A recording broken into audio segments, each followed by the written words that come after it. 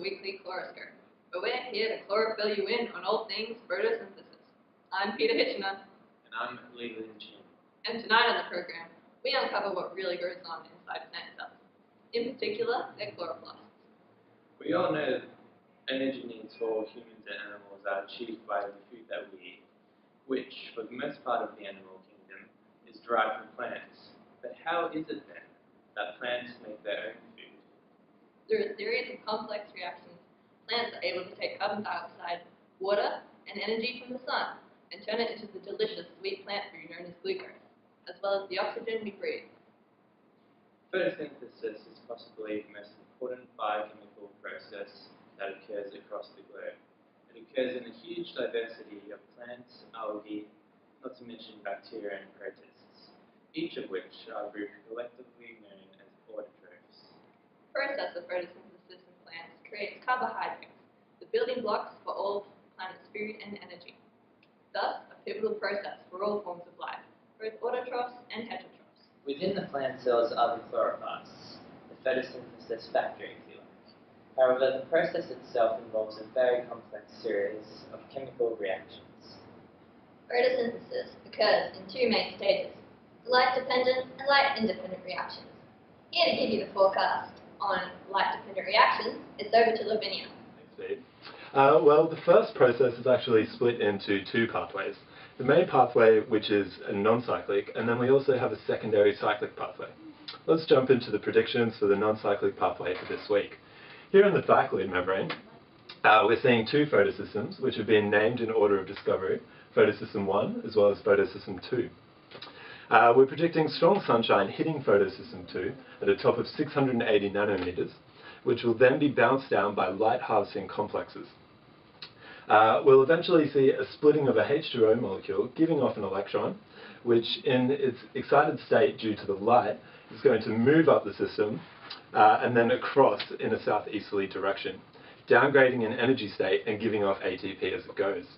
Now, the purpose of this cytochrome here, my apologies, is predicted to facilitate the transport of the electron into photosystem 1. Similar to photosystem 2, here we're going to see more light being accepted, this time at a balmy 700 nanometers. And then again, we're going to see the electron becoming excited and moving up the system, before moving across the transport chain to the ferredoxin. At this complex, we see NADP+ being reduced and taking on an electron, becoming NADPH and ATP, which is predicted to eventually produce a glucose molecule. Now, just briefly, we may see the cyclic pathway come into play this week, when high levels of oxygen or NADPH accumulate in the stroma. Now, this is going to block up the non-cyclic pathway. So in the cyclic pathway, photosystem 1 cycles electron energy to create a hydrogen-ion gradient, which in turn is predicted to drive ATP formation, although we will not be expecting NADPH or oxygen to form. Thanks, Lavinia.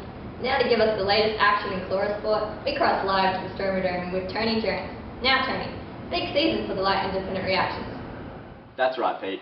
Run, swim, or Kelvin cycle. This is the independent sports reactions.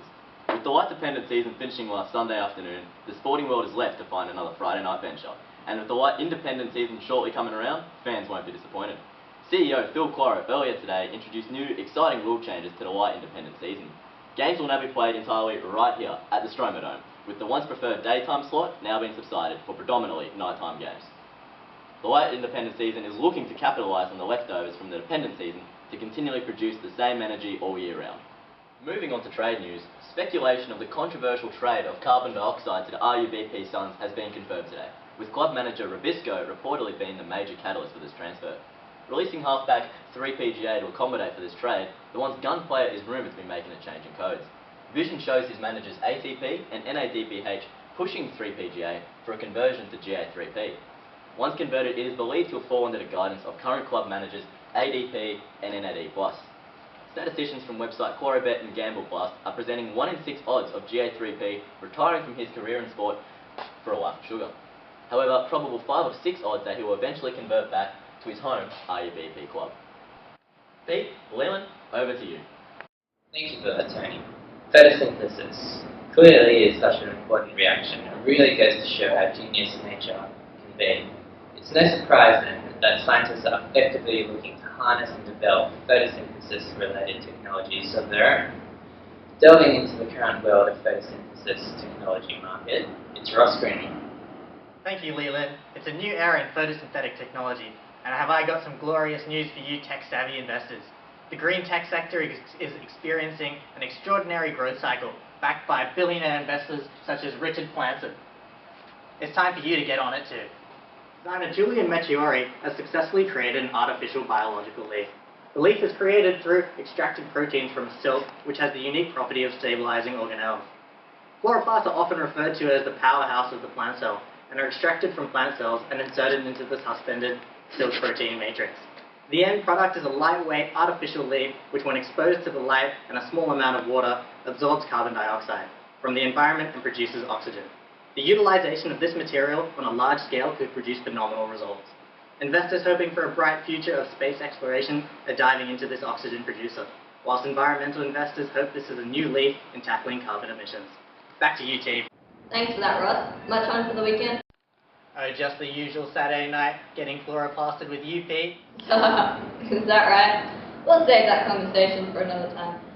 Well, that's about all we've got time for on your weekly Chloroscope.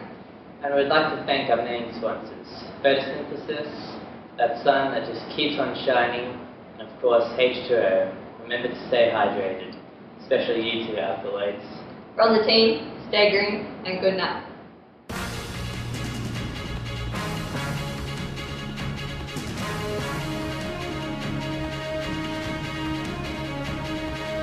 Ha ha ha.